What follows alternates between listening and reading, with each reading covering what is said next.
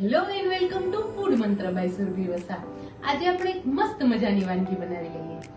આજે આપણે restaurant style પીટા pocket તૈયાર કરવાના છે, જેના માટે મેં પીટા તૈયાર લીધેલા છે. આ પીટા મેં તૈયાર લીધેલા છે. હમસ મેં રેડી કર્યું છે, એની સાથે સાથે મેં ફલાફલ પણ રેડી કરીને રાખ્યા છે. તો આવી રીતે મેં ફલાફલ પણ રેડી કરી લીધા છે.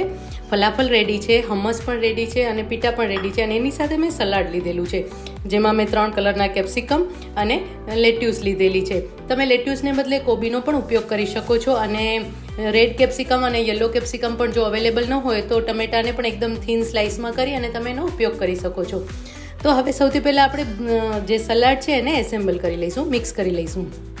ગ્રીન કેપ્સિકમ લઈશું, જે મેં 2 ટેબલસ્પૂન લીધેલું છે. એની સાથે રેડ કેપ્સિકમ છે, મેં હાફ નંગ લીધેલું છે, એટલે 3 થી 4 ટેબલસ્પૂન છે.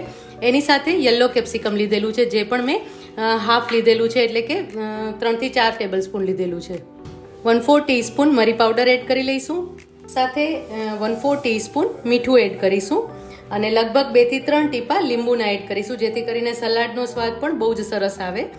આ જે સેન્ડવિચ છે ને એ રેસ્ટોરન્ટમાં મળે છે અને કોઈ પણ કેફેમાં જશો તો પણ મળે છે અને બહુ જ સરસ લાગે છે. તમે ઘરે ચોક્કસથી એકવાર ટ્રાય કરજો. અત્યારે મેં હમસ અને ફલાફલ બંને રેડી કરીને લીધેલા છે. હમસ અને ફલાફલ એની બંનેની જો તમને રેસીપી જોઈતી હોય તો લિંક આની સાથે હું શેર કરી રહી છું, તો ચોક્કસથી તમે ઘરે બનાવી શકો છો. એકદમ ઇઝી ઇન્ગ્રેડિયન્ટ્સથી ઘરે તૈયાર થઈ જાય છે. હવે આની અંદર આપણે લેટ્યુસ એડ કરી દઈશું. લેટ્યુસને મેં આવી રીતે હાથેથી ટોન કરી લીધી છે, એટલે કે આવી રીતે મોટા ટુકડા કરી લીધેલા છે. અને એને પણ આપણે મિક્સ કરી લઈશું. સલાડ તૈયાર થઈ ગયું છે. હવે આ સલાડમાં આપણે 2 ચમચી જેટલું હમસ પણ એડ કરી દઈશું, જેથી કરીને એકદમ સરસ રીતે એનો સ્વાદ પણ ભળી જાય અને બરાબર આપણે મિક્સ કરી લઈશું. હમસ આની અંદર એડ કરવાના કારણે શું થશે કે સલાડ જ્યારે તમે ખાશો ને, જ્યારે આપણે પીટા પોકેટની અંદર સલાડ એડ કરીશું ને, તો એની અંદર ખાશો તો એની અંદર પણ એક ટેસ્ટ આવશે, ફિક્કો નહીં લાગે. એટલા માટે થોડા પ્રમાણમાં આપણે હમસ પણ આની અંદર એડ કરી રહ્યા છીએ. ઇવન અત્યારે તો આપણે પીટા પોકેટની અંદર આપણે ફલાફલ પણ તૈયાર કર્યા છે, પણ જો ફલાફલ તૈયાર કર્યા ન હોય અને તમે આ જ રીતે જો સેન્ડવિચ બનાવવા માંગતા હો તો આ જે સલાડ છે એને પણ તમે સેન્ડવિચમાં ફિલ કરી અને ખાઈ શકો છો, તો પણ બહુ જ સરસ લાગે છે. રોટલીમાં પણ તમે રેપની જેમ ખાઈ શકો છો. રોટલીમાં પણ આ રીતે મૂકી દેવાનું છે અને રેપની જેમ ખાશો તો પણ બહુ જ સરસ લાગશે. આની અંદર તમે પનીર પણ એડ કરી શકો છો. સલાડ સરસ મિક્સ થઈ ગયું છે. હવે આ પીટા પોકેટ છે એને મેં તવી પર જરા ગરમ કરી લીધું છે. ઘી કે બટર ક્યાંય લીધા વગર એમનેમ જ મેં ગરમ કરી લીધું છે. અને હવે એને કટ કરી લઈશું. આવી રીતે હાફ કટ આપી દઈશું. હાફ કટ આપશું એટલે આવી રીતે ઓપન થઈ જશે અને પછી આની અંદર આપણે બધું ભરી લેવાનું છે. તો હવે આપણે આની અંદર સ્ટફ કરી લઈએ.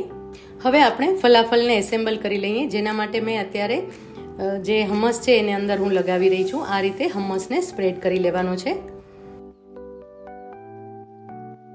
હવે એની અંદર આપણે તૈયાર કરેલો સલાડ મૂકી દઈશું.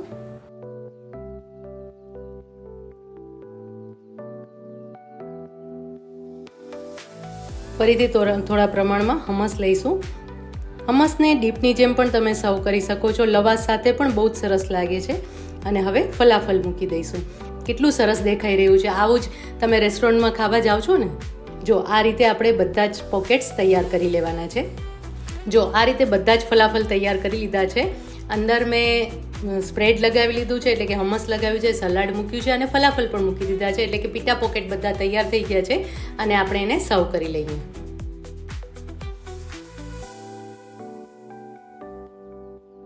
પીટા પોકેટ સર્વ કર્યા છે, એની સાથે ફલાફલ છે અને સાથે મેં હમસ સર્વ કર્યું છે. મસ્ત મજાનું પ્લેટર તૈયાર થઈ ગયું છે અને સર્વ કરી લીધું છે.